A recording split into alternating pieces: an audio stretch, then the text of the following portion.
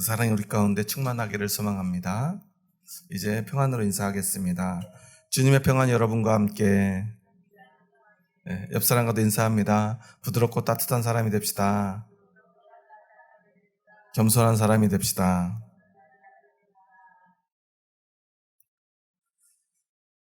사순절이 시작된 게 엊그제 같은데요. 벌써 5번째 주일입니다.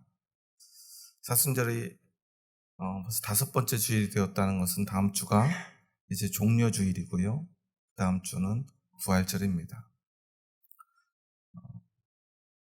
총 40일의 기간 중에 이제 2주가 남았습니다. 그리고 그 마지막 주는 우리가 고난 주간으로 지키게 되는데요. 여러분은 이 5주 동안의 사순절의 기간이 어떤 의미가 있었습니까? 사실 한국 사람들에게는 참 바쁘고 또한 새해를 열심히 살아가야 되는 그 시기에 하필 사순절이 늘 함께 합니다. 예전에는 늘 금식을 했었고요. 요즘은 금식하는 분은 참 많지 않은 것 같아요. 그래서 언젠가부터 좀 꼼수처럼 느껴지기도 하는데요. 미디어 금식이라든가, 기호식품 금식이라든가, 이런 것들을 하기도 해요. 그렇게라도 좀 우리가 주님의 고난에 동참해 보자는 거죠. 실제로 우리 삶이 너무 바쁘다 보니까 금식을 하면서 이 사순절을 보낸다는 것이 얼마나 어렵습니까? 그런데 왜 이렇게까지 우리가 이 고난을 생각해야 되는가 하는 것, 그것을 우리는 생각해 봐야 됩니다. 왜 우리 그리스도인들은 그냥 살기에도 벅찬 이 인생 가운데 스스로 이 고난을 생각하는가 하는 거예요. 그 의미를 오늘 다윗의 고백을 통해서 우리가 다시 한번 생각해 보았으면 합니다. 사실 요즘 새벽 예배 시간에 계속해서 시편 51편을 묵상하고 나누고 있었는데요. 오늘 5번째 주일에 우리 성서전과를 통해서 우리에게 시편 51편의 말씀을 우리에게 주셨어요. 그래서 사실 새벽 예배 들으시는 분들은 이 말씀이 조금 겹칠 수 있지만 이 말씀이 너무나 중요하기 때문에 오늘 또한 이 말씀을 나누려고 합니다. 이 시편 51편은요, 우리가 너무나 잘 알고 있는 다윗의 일생에서 가장 큰 오점으로 남는 사건입니다. 다윗이 밧세바를 간음했던 그 범죄함 때문에 선지자 나단이 찾아왔을 때, 그래서 하나님의 엄중한 심판을 이야기했을 때 그가 회개하며 고백한 시입니다. 이 시는요, 기원전 991년경 다윗이 이제 왕국을 통일하고요, 이제 왕권 강화도 또한 정복 전쟁도 거의 다 이제 끝나갈 때 뭘 보면 알 수 있냐면요, 다윗은 언제나 전쟁터에 선봉했었던 왕이에요. 뒤에서 그저 부하들을 지휘나 하던 사람이 아닙니다. 항상 자신이 앞장섰는데요, 왜 이런 범죄를 하게 됐냐면 항상 나가던 싸움터에 그가 나가지 않고 부하들만 보냅니다. 그러니까 시간이 남았어요. 왕궁을 거닐고 있습니다. 그때 멀리서 한 여인이 목욕하는 모습이 보입니다. 그리고 그는 그 모습을 보고 죄를 짓게 됩니다. 그런데 정작 나단 선지자가 찾아와서 어떤 이야기들을 하면서 이렇게 나쁜 사람이 있는데 어떻게 해야 됩니까? 어떻게 세상에 그렇게 나쁜 사람이 있을 수가 있느냐고 다윗은 나단의 이야기에 동조해요. 그때 나단이 말합니다. 그렇게 나쁜 사람이 바로 당신입니다. 다른 사람에게는 하나밖에 없는 소중한 그 양 한 마리를 당신은 빼앗아 버리고 그것을 자신의 쾌락을 위해 사용한 아주 나쁜 사람입니다. 하나님 이런 범죄에 대해서 결코 그냥 지나치지 않고 반드시 심판하실 것입니다. 자신은 왕이고요. 그것도 하나님께 기름 부음 받은 왕입니다.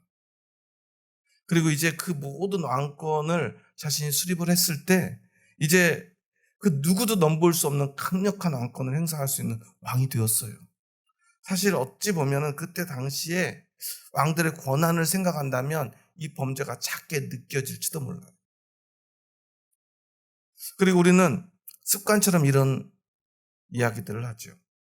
기름 부음 받은 사람, 그 사람은 죄를 지어도 그 죄는 오직 하나님만이 심판할 수 있다라는 거죠.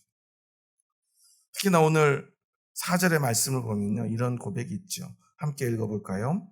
내가 주께만 범죄하여 주의 목전에 악을 행하여 싸우니 주께서 말씀하실 때 의로우시다 하고 주께서 심판하실 때 순전하시다 하리이다. 이 말씀을 들어서요, 어떤 목사님들은 그런 이야기를 하기도 해요.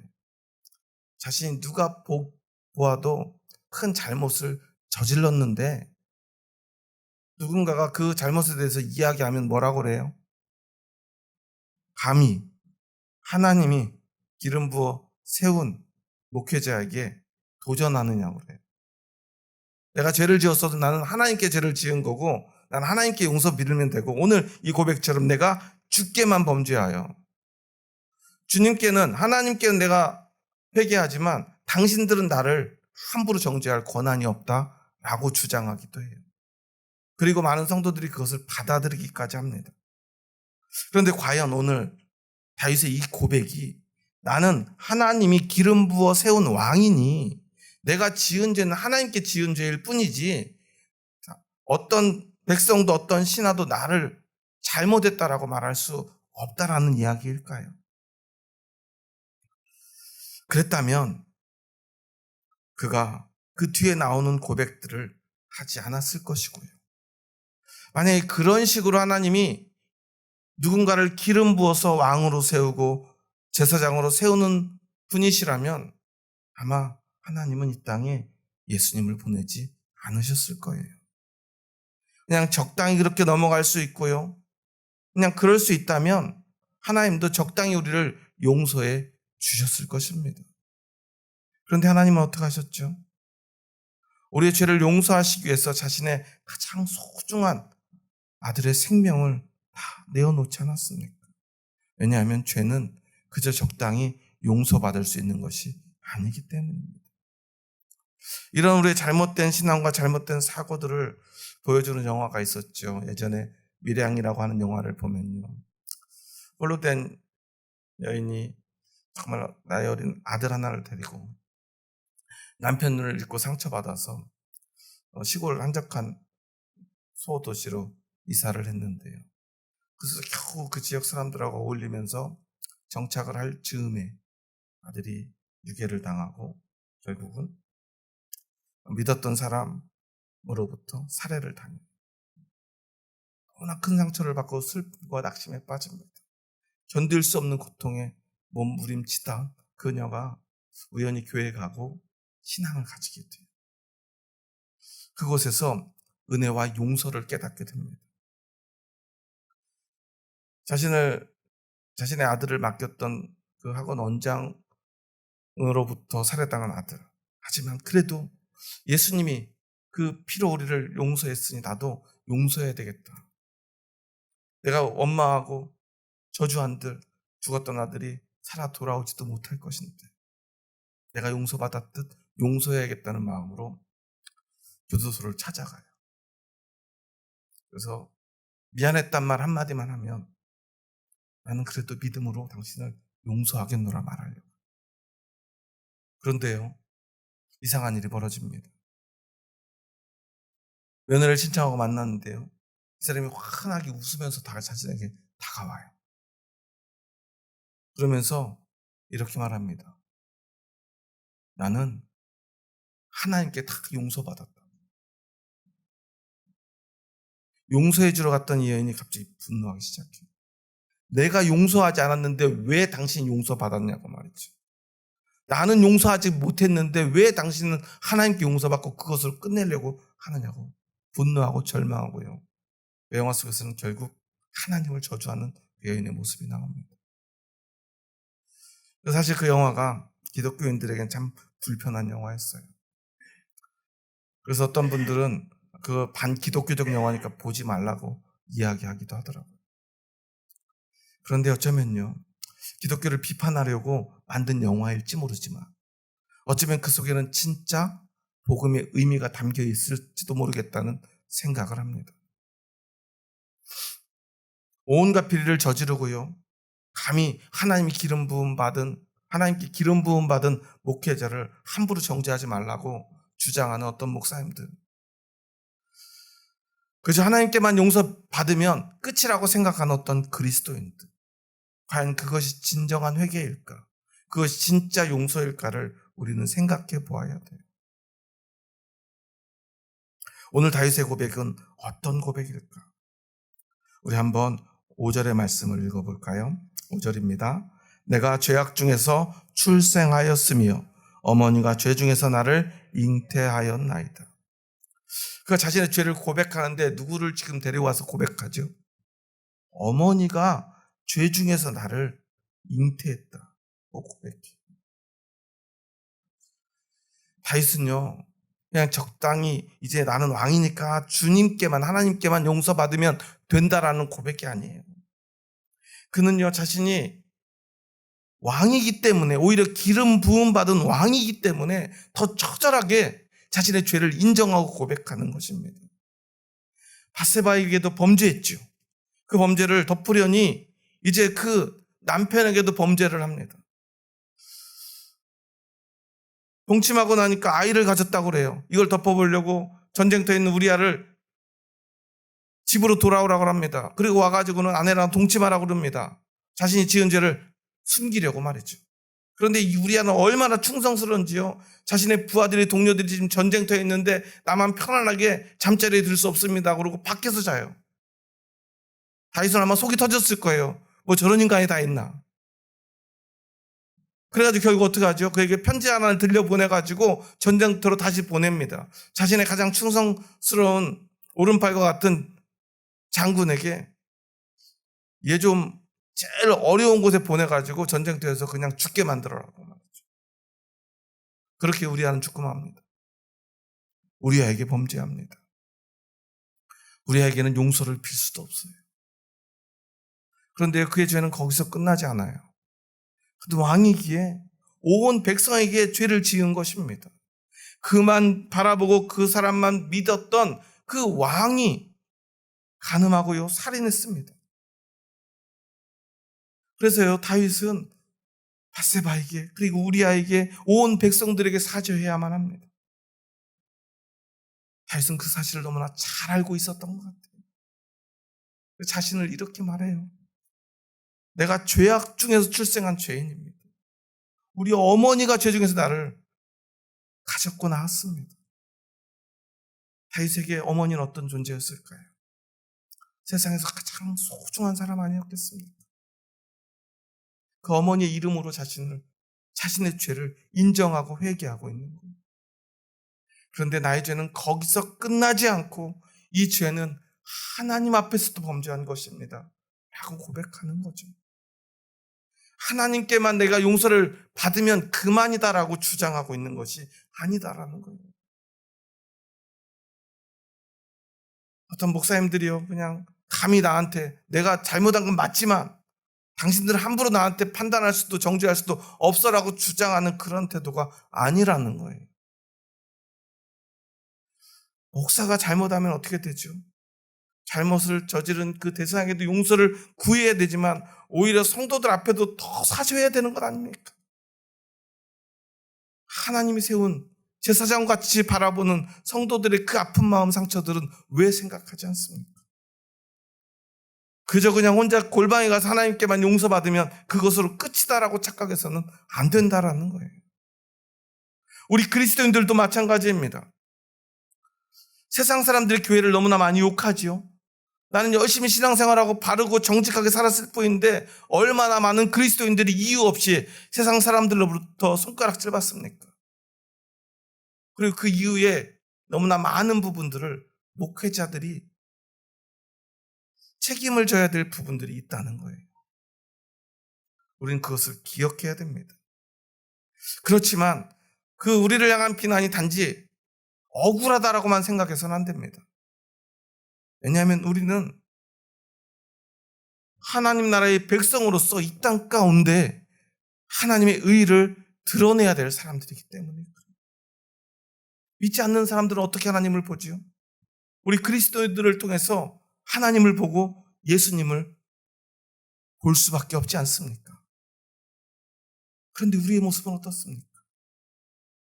정말 괜찮습니까? 하나님의 백성답습니까? 예수님의 제자답습니까? 그렇지 못하다면 우리는 더 반성하고 회개하고 용서를 구해야 되지 않습니까? 뻔뻔하게요. 그래도 우리는 너희들보다 더 정직하게 잘 살고 있어. 술도 마시지 않고 담배도 피지 않는다. 라고 주장하면 되는 것입니까? 그렇지 않습니다. 오늘 다윗의 고백처럼 우리는 더 낮은 마음으로, 더 통회하는 심령으로 어쩌면 세상 모든 사람들 앞에 회개해야 되는 것인지도 모릅니다.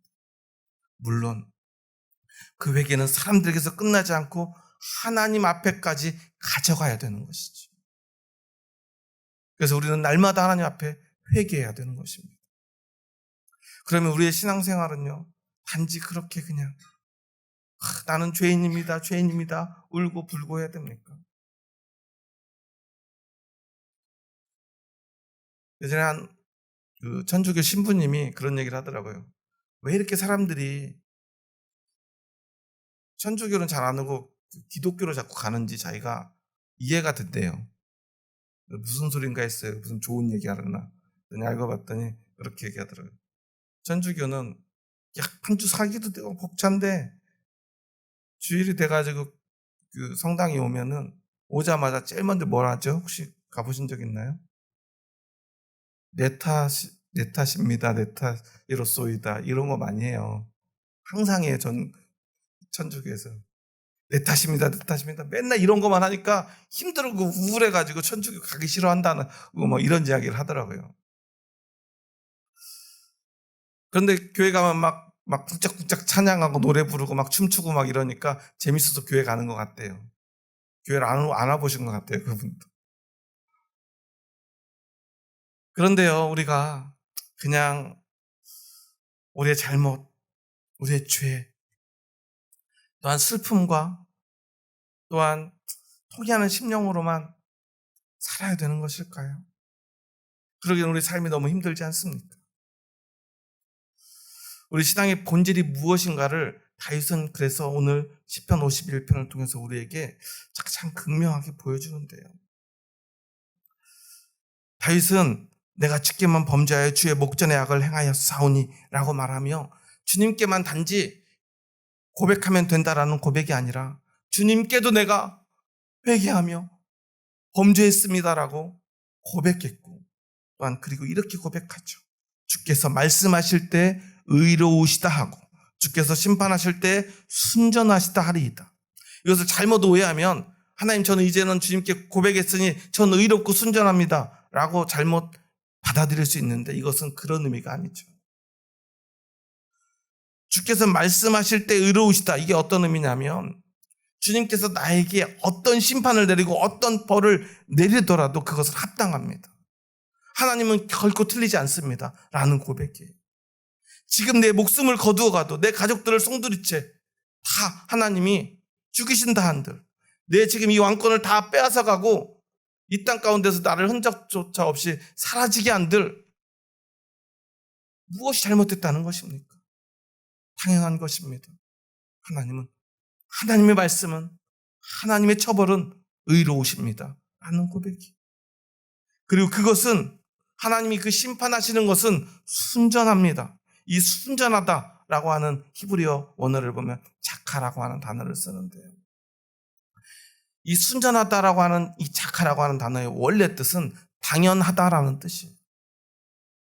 하나님의 심판은 당연합니다 라는 고백이.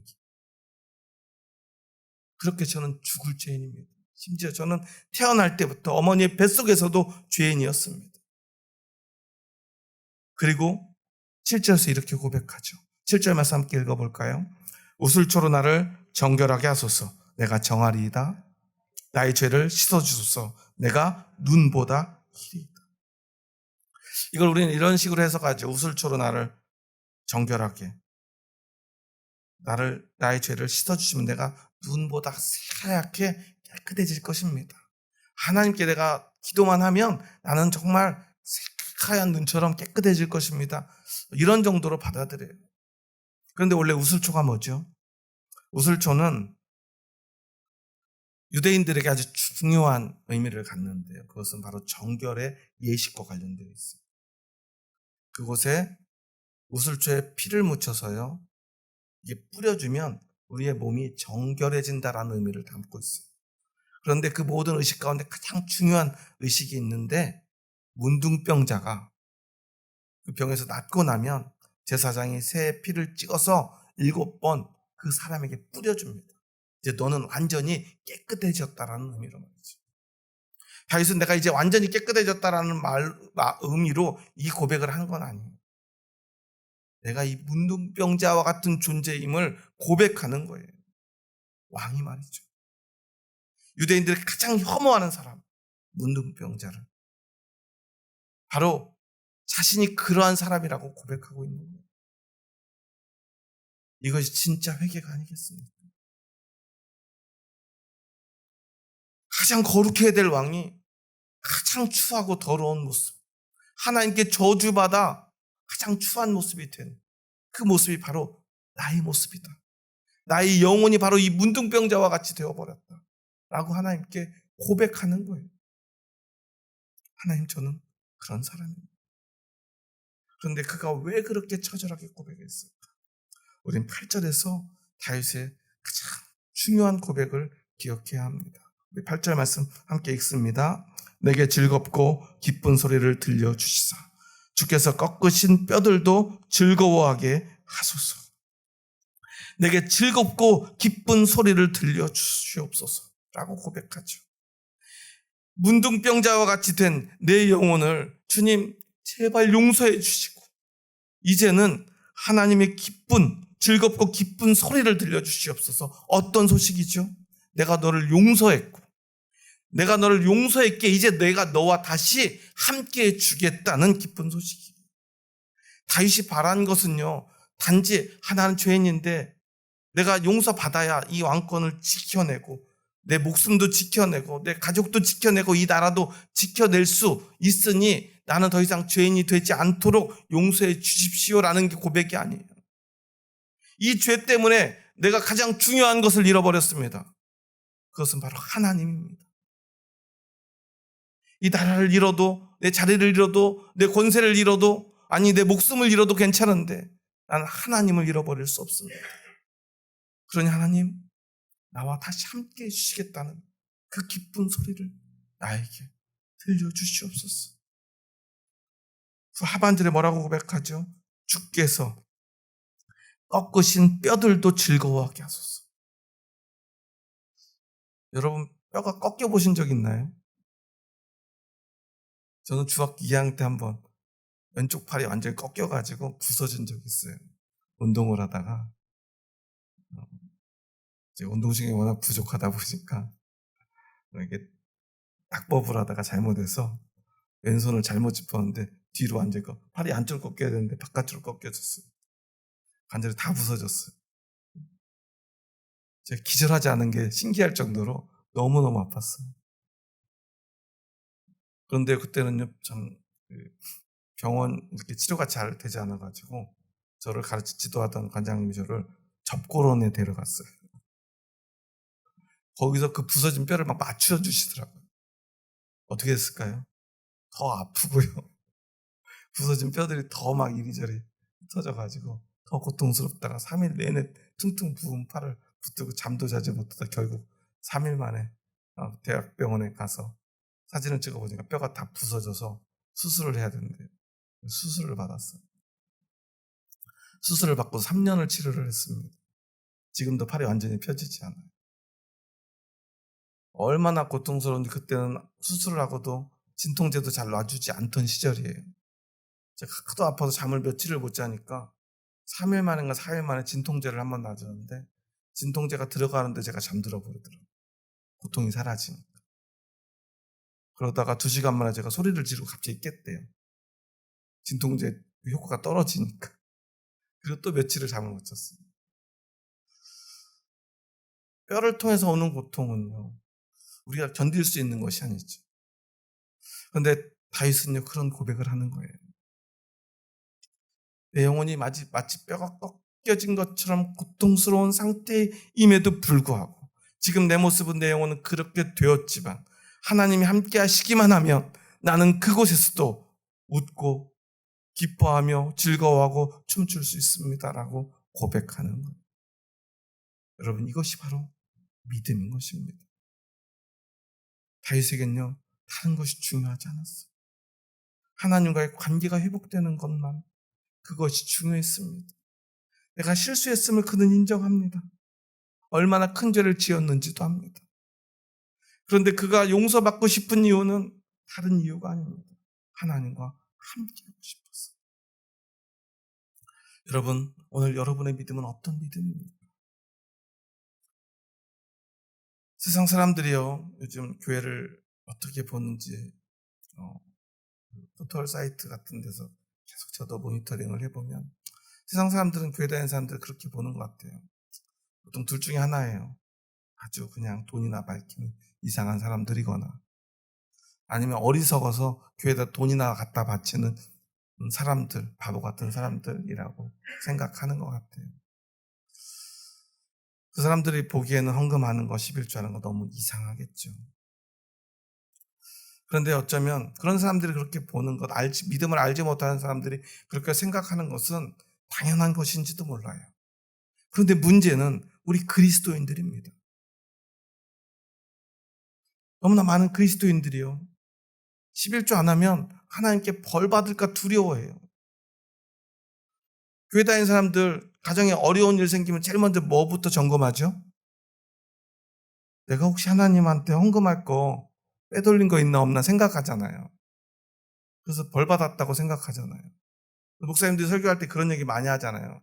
하나님께 11조를 넉넉하게 많이 해봐라. 하나님 얼마나 많이 축복해 주시는지. 그런 거 떼먹고 나면, 네가 100만 원 11조 할 거 떼먹고 한 10만 원 하고 나면은 어떤 일이 벌어진다고 그래요? 100만 원 11조 하면 끝날 거를 1000만 원 손해보는 그런 사고가 터질 거라고 막 저주의 말씀들 많이 하시잖아요. 그래서 그런 일 한번 겪고 나면 우리가 다음 달부터는 절대로 11조 안 빼먹고 열심히 하잖아요. 과연 그게 진짜 믿음일까요? 그런 것으로는 믿음이라고 이야기할 수 없어요. 그저 두려움 때문에 벌 받지 않으려고, 벌을 면하려고 하는 신앙생활은 결코 믿음이 될 수 없습니다. 그런 대표적인 사람이 누구죠? 바로 사울왕입니다. 여러분, 사울왕이 더 죄인입니까? 다윗왕이 더 죄인입니까? 이스라엘 역사에도요, 다윗왕과 같은 이런 큰 죄를 지은 왕은 별로 없어요. 그런데요, 특별한 죄를 잘못한 것도 없고 죄를 지은 적도 없는 사울왕은 하나님께 버림받고, 다윗은 끝까지 하나님 사랑하십니다. 예수님이 성전에 입성하실 때 백성들이 뭐라고 외치죠? 호산나, 다윗의 자손이여라고 외치지 않습니까? 왜 그러죠? 다윗에게는 진짜 믿음이 있었기 때문에. 여러분 안에는 진짜 믿음이 있습니까? 그 믿음은 어떤 것입니까? 하나님이 두려워서 벌벌 떨며 헌금하고 주일 예배 안 드리면 혹시 벌 받을까 봐 주일 예배 겨우 나오는 그런 믿음입니까? 아니면 오늘 다윗의 고백처럼 내가 뼈가 다 부서지는 한이 있더라도 하나님만 나와 함께 하시면 내가 어떤 순간이라도 기쁘고 즐거울 수 있습니다 라는 고백입니까? 우리의 신앙생활은요, 오직 하나님만으로 기쁨이 차오르는 것이어야 합니다. 예수님만 생각해도 우리의 마음이 즐거워야 합니다. 교회에 오는 이유가 그 기쁨과 즐거움 때문이에요. 하나님과 함께하는 기쁨 말이죠. 여러분은 오늘 아침에 왜 이 예배당으로 나오셨습니까? 주일이 되었네. 피곤하지만, 귀찮지만 또 안 가면 또 하나님 또 나 혼내신다니까. 괜히 또 가족들한테 안 좋은 일 생기면 안 되니까. 그래도 나가야지. 혹시 그런 마음이 있으셨다면 오늘 이곳에서 그 마음을 내려놓으셨으면 합니다. 그리고 우리는 기억해야 합니다. 우리의 영혼이 바뀌어야 된다는 사실을 말이죠. 하나님을 두려워했던 마음에서 이제 하나님만을 기뻐하는 마음으로 말입니다. 그런데 문제는 우리가 그렇게 아무리 애쓰려 해도 잘 되지 않는다는 사실이에요. 그래서 다윗은 이렇게 고백합니다. 우리 한번 10절 말씀 함께 고백합니다. 하나님이여 내 속에 정한 마음을 창조하시고 내 안에 정직한 영을 새롭게 하소서. 우리의 믿음은요, 우리의 노력으로 되지 않는다는 거예요. 다윗은 뭐라고 고백하는 거예요? 계속 자신의 죄를 고백하죠. 나는 얼마나 더러운 자인가, 문둥병자 같고 영혼이 뼈가 다 부서진 것 같지. 그렇게 나는 너무나 고통스럽고 너무나 일그러졌고 돌이킬 수 없게 되었습니다. 내 힘으로 아무리 노력해도 안 됩니다. 그래서 하나님께 간청합니다. 나에게 정한 마음, 정직한 영을 창조하여 주시옵소서. 나는 할 수 없습니다. 하지만 하나님은 이 모든 것 사라지게 하고 새롭게 만들어 주실 수 있지 않습니까? 여러분, 이것이 믿음이고 이것이 은혜입니다. 내가 노력하는 게 아닙니다. 하나님이 창조해 주시는 것입니다. 내 안에 기쁨을 말입니다. 그래서 우리는 그 하나님의 창조하심, 새롭게 하심, 하나님의 은혜를 힘입기 위해서 기도할 수 있는 것, 그것이 우리가 할 수 있는 전부인 것입니다. 내가 노력한다고 되지 않아요. 우리는요, 신앙생활 열심히 하려 합니다. 여러분, 하루에 몇 시간쯤 기도하시죠? 1시간 이상 기도하시는 분 있으신가요? 하루에? 2시간. 너무 무리한 걸 요구했다 싶어서 10분 이상은 내가 기도한다. 예전에 조용기 목사님한테 어떤 분이 물었대요. 목사님 같은 분은 하루에 몇 시간이나 기도하면 그렇게 능력이 있습니까? 저 기도 많이 하죠. 하루에 저는 1시간은 꼭 기도합니다. 다들 깜짝 놀랐어요. 조용기 목사님 같은 분이 하루에 1시간밖에 기도하지 않는다니 말이죠. 1시간이 중요한 게 아니다라고 고백하더라고요. 시간이 중요합니까? 몇 시간이나 하면 우리가 그 은혜를 대신할 수 있습니까?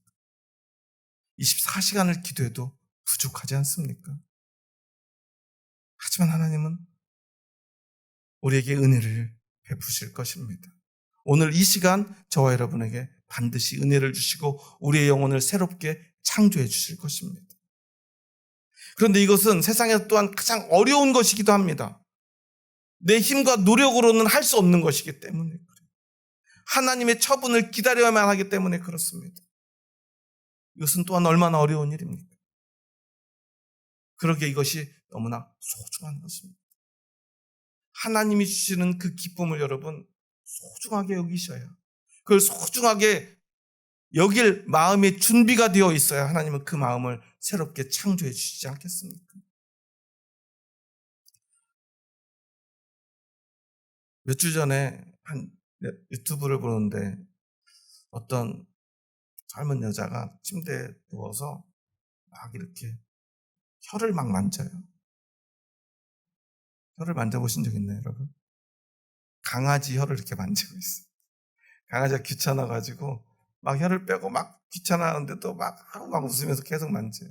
그럼 강아지가 혀를 내밀었다 넣었다가 고개를 돌렸다 하는데도 계속 귀찮게 해요. 그러니까 귀찮아 싫어 막 그러니까 얘가 도망을 가더니 또 다시 와가지고 또 막 이렇게 부비니까 또 막 만져요. 도망가고 또 와가지고 또 만지고 막 장난을 쳐요. 근데 막 그러면서 얼마나 깔깔깔 웃는지 몰라요. 그런데요, 그렇게 귀찮아하는 것 같으면서도 강아지도 행복해 보이더라고요. 저는 그 영상을 보다가 눈물이 났어요. 왜냐면 제가 저희 강아지하고 늘 제가 하던 행동이었거든요.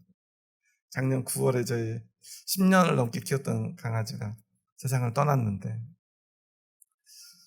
그러고도 뭐 워낙 많은 일들이 있다 보니까 제가 그걸 잊어버리고 있었다가 그걸 딱 보니까 옛날 생각이 나는 거예요. 제가 새벽 예배 끝마치고 집에 돌아가면 아내는 출근해 있고 저희 딸은 자거나 학교 가고 아무도 없을 때 저희 강아지만 저를 맞이하는데, 그러면 피곤한 몸을 이끌고 강아지를 막 끌어안고 침대에 들어가서 제가 막 괴롭혀요. 그럼 얘가 막 귀찮아하면서도 제 곁을 떠나지 않고 늘 제 옆에 있어줬어요. 아무리 피곤해도요, 항상 똑같은 의식을 치러요. 끌어안고요, 뽀뽀도 해주고요, 막 만지고요, 귀찮게 해요. 그 순간이 즐겁기 때문입니다. 행복하기 때문에, 기쁘기 때문에 그렇습니다. 어떤 사람들은 말합니다. 바빠서 교회 가기 힘들어요. 너무 피곤하고 지친데 교회까지 가려니까 너무나 힘들어요.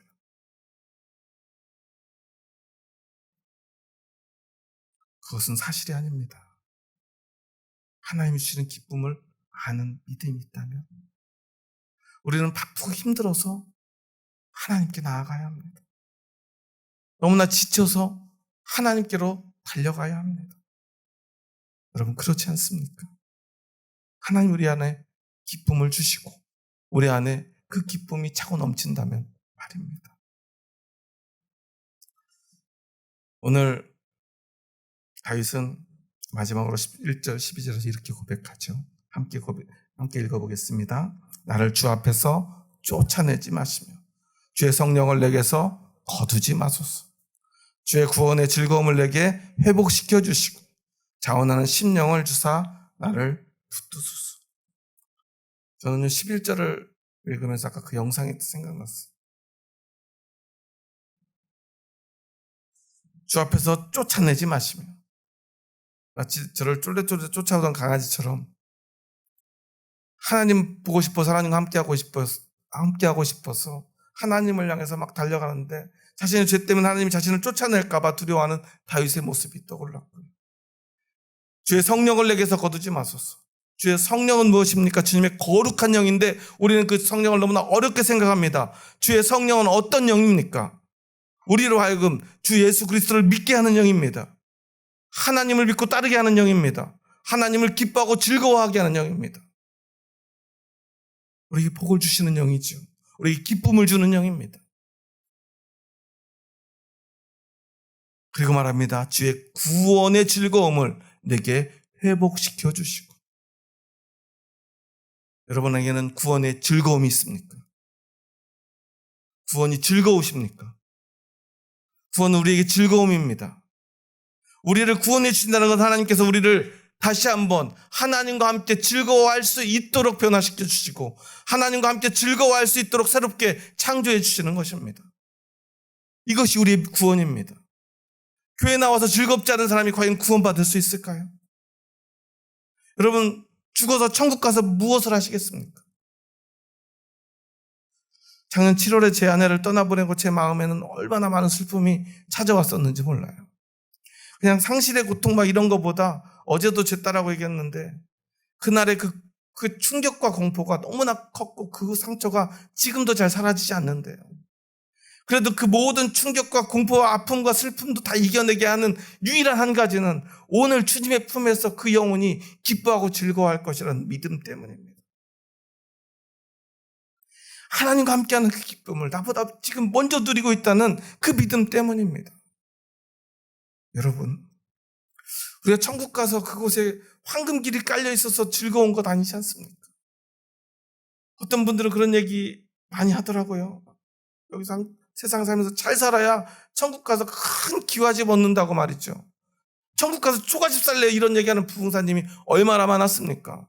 여러분 초가집에 살면 어떻습니까? 그 문 앞에서 문지기로 잠들면 어떻습니까? 길에서 천국에서 노숙자로 살면 어떻습니까? 그곳에 하나님이 계신데 말이죠. 하나님과 함께하는 그 기쁨 때문에 우리는 천국을 소망하는 것 아닙니까? 그럼 이 땅에 예배도 즐겁지 않고 하나님과 함께하는 시간이 즐겁지 않은 사람이 천국 가서 과연 기쁠까요? 하나님은 그런 사람을 원하지 않습니다. 우리의 신앙생활은 달라져야 합니다. 우리의 구원은 달라져야 합니다. 우리의 구원의 의미가 바뀌어야 합니다. 힘겹게 어렵게 겨우 용서받은 죄인이 아닙니다.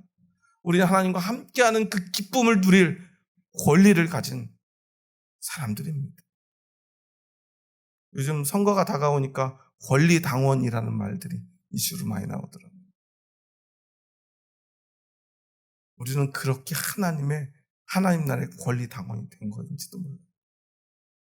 여러분의 그런 권한이, 권리가 있습니다. 기뻐할 권리가 말이죠. 여러분 안에 그 기쁨이 있음을 여러분 믿으십니까? 하나님과 함께하고 싶으십니까? 그 기쁨을 누리시기 바랍니다. 그 기쁨을 나누시기 바랍니다. 우리가 교회에 와야 될 이유는 바로 그 기쁨 때문입니다. 그래서 다윗이 가장 간절하게 고백하는 것, 구원의 즐거움을 내게 회복시켜 주시고 자원하는 심령을 주사 나를 붙드소서. 어떤 자원하는 심령입니까? 하나님께로 달려가는 그 자원하는 심령, 그 기쁨을 향해 달려가는 그 마음 아니겠습니까? 여러분 안에 그 마음이 있으시지요? 그 마음이 있다면 여러분은 구원받을 자격이 있는 사람들, 하나님 나라에 갈 자격이 있는 사람들입니다. 세상 사람들이 손가락질하고 이래 삶이 좀 고통스러우면 어떻습니까? 우리에게는 그런 기쁨이 있는데 말이죠. 그래서요, 우리 믿음의 선배들은요, 그 기쁨으로 사자들이 자신의 가족을 잡아먹는 그 순교 현장에서도 찬송할 수 있었던 것 아니겠습니까? 그 고통과 두려움보다 그 기쁨이 더 컸기 때문에 그렇습니다. 여러분 행복하기 위해서 신앙생활 하십니까? 세상에 성공하기 위해서 신앙생활 하십니까? 그것은 진짜 신앙이 아닙니다. 왜 너무나 많은 그리스도인들이 예수님 믿으면 성공해야 된다고 생각하는지 모르겠어요. 어떤 목사님이 이런 얘기를 하더라고요. 기독교가 들어간 나라들은 다 GNP가 2만 달러를 넘어선대요. 기독교가 안 들어간 나라는 2만 달러가 넘어서는 나라가 하나도 없대요. 거짓말입니다. 그러지 않습니까? 오일머니로 잘 사는 나라 얼마나 많아요? 다 무슨 국가죠? 이슬람 국가죠. 카타르 월드컵 보셨죠? 축구장에 에어컨이 나와요. 한국 축구장 가보셨나요? 에어컨 나오는 축구장 봤어요? 우리보다 훨씬 잘 살아요. 잘 살기 위해 믿음, 신앙 가지는 거 아니지 않습니까? 왜 자꾸만 돈으로 우리의 신앙을 환산하려 합니까? 우리의 믿음의 본질은 오직 하나님 한 분뿐입니다. 하나님을 향한 기쁨뿐입니다. 그 기쁨이 우리 안에 있음을 여러분 잊지 마시기 바랍니다. 그것으로 그 무엇이라도 이겨낼 수 있음을 여러분 기억하시기 바랍니다. 그 능력이, 그 기쁨이 우리에게 있다는 그 사실을 기억나게 하는 영이 바로 성령님이십니다. 여러분 안에 그 기쁨이 있다면 여러분은 성령 충만한 것입니다. 방언하지 않아도 괜찮아요. 예언하지 못해도 괜찮아요. 병 고치지 못하면 어떻습니까? 의사 선생님도 있는데요. 우리에게 중요한 것은 하나님을 향한 기쁨입니다. 여러분 교회 억지로 나오지 마시기 바랍니다. 어떻게든 한 번이라도 더 나오시라고 제가 권면하지만 그것은 저를 위해서 나오라는 것 아닙니다. 여러분의 기쁨을 위해서 나오시기 바랍니다. 그리고 그 기쁨을 누리시기 바랍니다. 그리고 그 기쁨을 영원히 누릴 수 있는 천국이 우리를 기다리고 있습니다. 여러분 이것을 믿으십니까? 그렇다면 여러분은 구원받았습니다. 그렇다면 여러분은 그리스도인입니다. 그렇다면 여러분은 하나님의 백성입니다. 이 믿음의 고백을 잃지 마시기 바랍니다. 그 믿음으로 한번 옆 사람과 이렇게 한번 인사해 볼까요? 한번 옆 사람 보면서 인사해 보겠습니다. 구원의 즐거움을 회복합시다. 하나님과 함께하는 즐거움을 회복합시다. 세상 즐거움으로 살지 맙시다.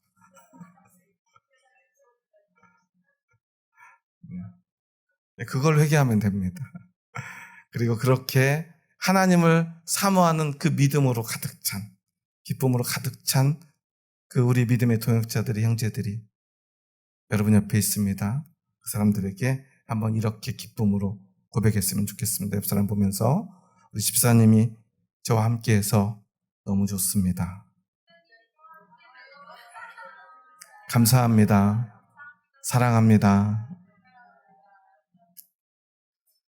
하나님과 함께하는 기쁨이 있는 사람은 형제와 함께하는 그 기쁨이 차고 넘칠 수밖에 없지 않겠습니까?